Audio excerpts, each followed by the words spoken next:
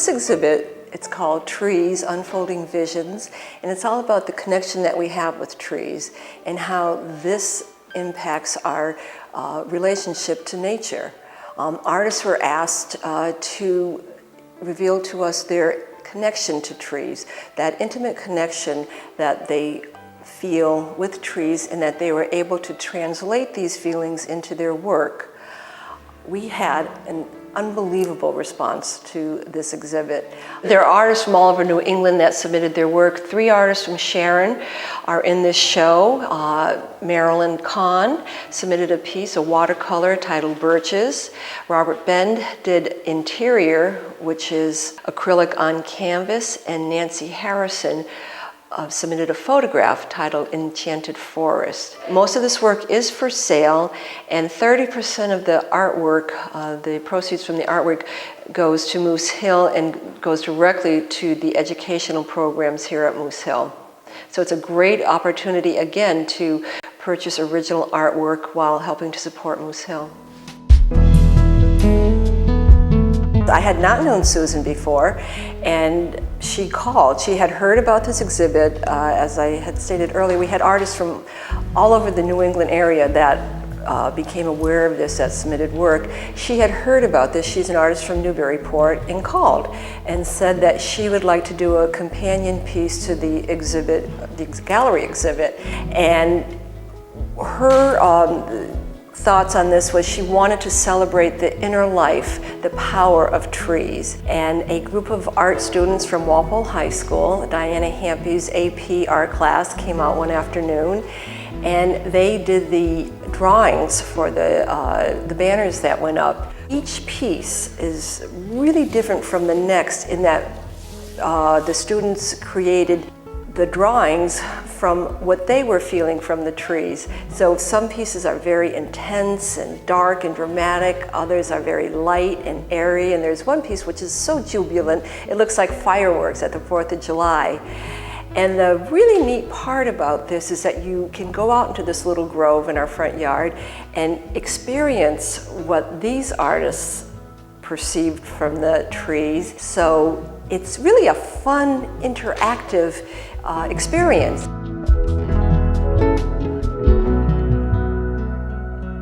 Steve Hutchinson is from the Blue Hills Mass Audubon, and he is an educator coordinator and works with the rehab animals.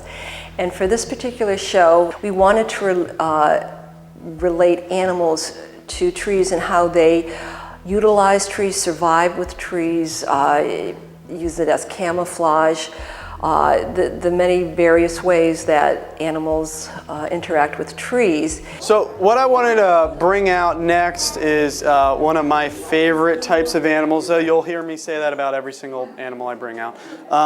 It's the Virginia opossum, which is a beautiful, really misunderstood animal. So here he is. Now don't you dare call him a big rat, because he is not a rat. In fact, humans are more closely related to rats than opossums are. Opossums are absolutely amazing. They are the only marsupial we have here in North America. And if you looked at those opposable thumbs and that tail, how he was gripping a hold of me with it, you can really see how these guys would just be wonderful, wonderful climbers. And they'll climb into the trees to eat small snakes. They can grab baby birds. They can grab eggs. They can use that tree for shelter. They're omnivores, so they're eating both plants and animals. So the fruits off of the trees, the flowers off of the trees, they're going to be eating those as well. But this guy's getting more food from the down trees than the ones that are up. He's going to those logs, eating the termites, eating the beetles, eating the mushrooms. So we do have a lot to offer here at Moose Hill, and there's so many venues, and it's such a great place to discover nature. And our big event coming up at the end of this month, the 27th, 28th, and 29th of October, is our Halloween Crawl. Going into the 23rd year. It's a family tradition. It's a non-scary way to enjoy Halloween, those particular nights. So come on up. We are open daily during the week, 9 to 5. The Nature Center is open on weekends, 10 to 4. and the trails are open from 7 to 7 daily.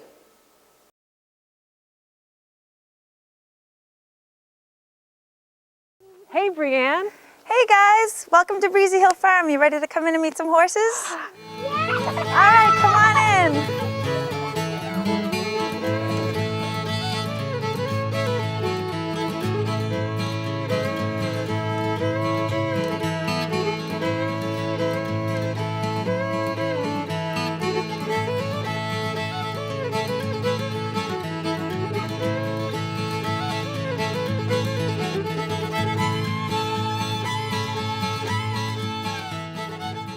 All right, so we are going to give the horses some grain because they get grain twice a day.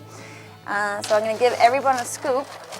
Now the rule is try not to spill it. If you spill it, you have to eat it. So here's one. Here's her hole. She's ready to eat. Where are you? I'm going to lift you up. You're going to put it right in the hole. Okay. Very good.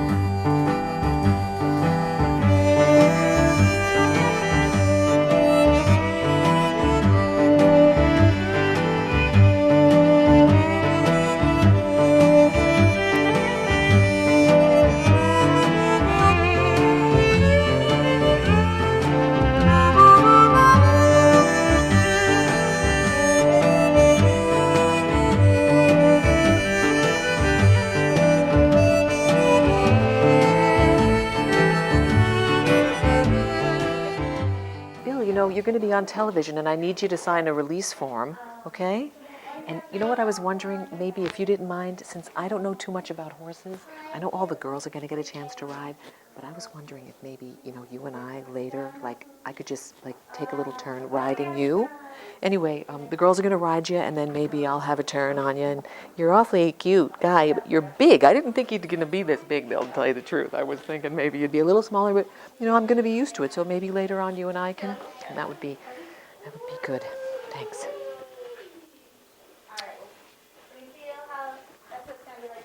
Good. Awesome. Oh man. Okay. Good. Now bring your leg behind you. Ooh. Yep. Good. Now bring your leg up. That saddle guard. That's it.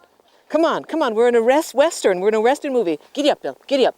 You have to hit me a little harder than that, Veronica. Giddy up, Bill. Go, Ben. All right, hold on tight. Ah!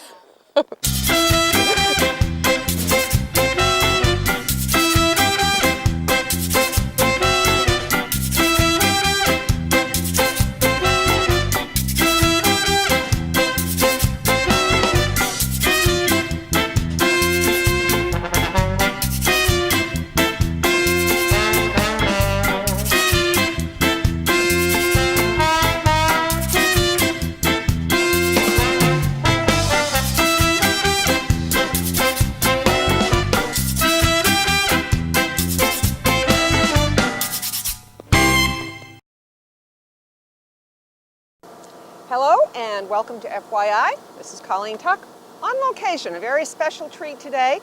We're going to take a tour of the community center, very much under construction. You'll hear some background noise. That's because people are working hard, and we think it would be great to see this. The things you'll see today are the things you'll never see when the building is done. I have with me Gordon Gladstone, who's the chair of the building committee, and he's going to explain everything we see. Oh my goodness, the pressure is on. So we put on our hard hats, we're on the construction site, and let's go. What are we looking at now, Gordon? Well, Patrick, if you just turn around and take a picture behind you. Yeah.